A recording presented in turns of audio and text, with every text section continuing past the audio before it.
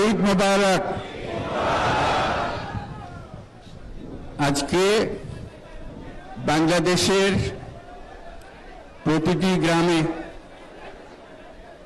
প্রতিটি বাজারে, প্রতিটি গঞ্জে, প্রতিটি শহরে ঈদের জামাত অনুষ্ঠিত হচ্ছে।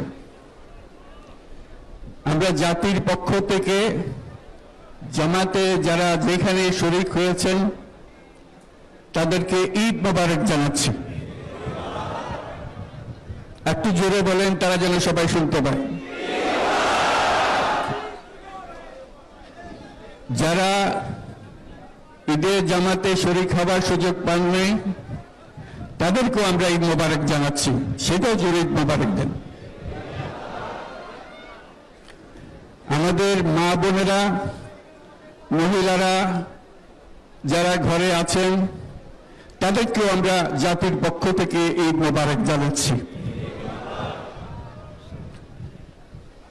আমাদের প্রবাসী শ্রমিকরা যারা বিদেশে আছে,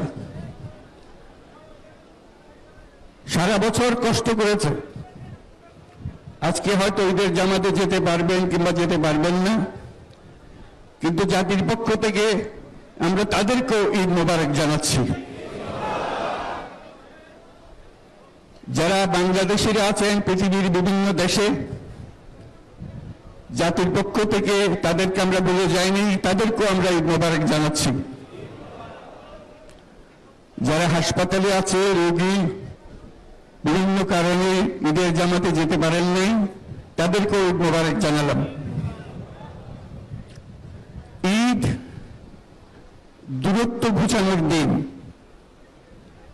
নৈকট্যের দিন, ভালোবাসার দিন। আজকে সেই দিনটা আমরা যেন গভীর ভালোবাসার সঙ্গে উদযাপন করতে পারি, সেই মেসেজ আমরা যেন সবার কাছে পৌঁছে দিতে পারি। আজকে একটা অটুট ঐক্য গড়ে তোলার দিন, এবং আমরা স্থায়ীভাবে ঐক্য গড়ে তুলতে চাই। ঈদের জামাতের এটাই আমাদের কামনা।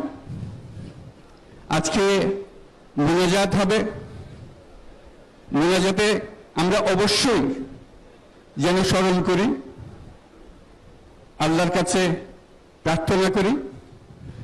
আমাদের এই নতুন বাংলাদেশ গড়ার যারা সুযোগ দিয়েছে, যে বীর সন্তানরা আত্মাহুতি দিয়েছে, আল্লাহ যেন তাদের রূহের মাগফিরাত দেন, তাদের শান্তি দেন। আমরা তাদের মোনাজাতে সেটা যেন আমরা অংশ রাখি। আর মোনাজাতে যারা আহত হয়েছেন, যারা স্বাভাবিক জীবন থেকে বিচ্যুত হয়ে গেছে, এই দেশের জন্য নিজেদের স্বাভাবিক জীবন ত্যাগ করতে যারা বাধ্য হয়েছে, তাদের স্বাভাবিক জীবন যাপনের ক্ষমতা দেওয়ার জন্য, রোগমুক্তির জন্য আল্লাহর কাছে যেন আমরা প্রার্থনা করি। আজকের দিনে আমরা প্রার্থনা করি, যেই নৈকট্য আজকের দিনে আমরা শুরু করলাম, এই নৈকট্য এবং এই ঐক্য জাতির জন্য যেন স্থায়ী হয়, আমরা যেন একটা ঐক্যবদ্ধ জাতি হিসেবে সামনে এগিয়ে যেতে পারি। যারা আত্মত্যাগ করেছেন, যারা নতুন বাংলাদেশের স্বপ্ন বাস্তবায়ন করার জন্য নিজের আত্মাহুতি দিয়েছেন, বেঁচে থাকলেও স্বাভাবিক জীবন যাপন করতে পারছেন না, তাদের স্মরণে আমরা যেন মোনাজাত করি আল্লাহর কাছে। আমরা অবশ্যই সেই স্বপ্ন বাস্তবায়ন করব।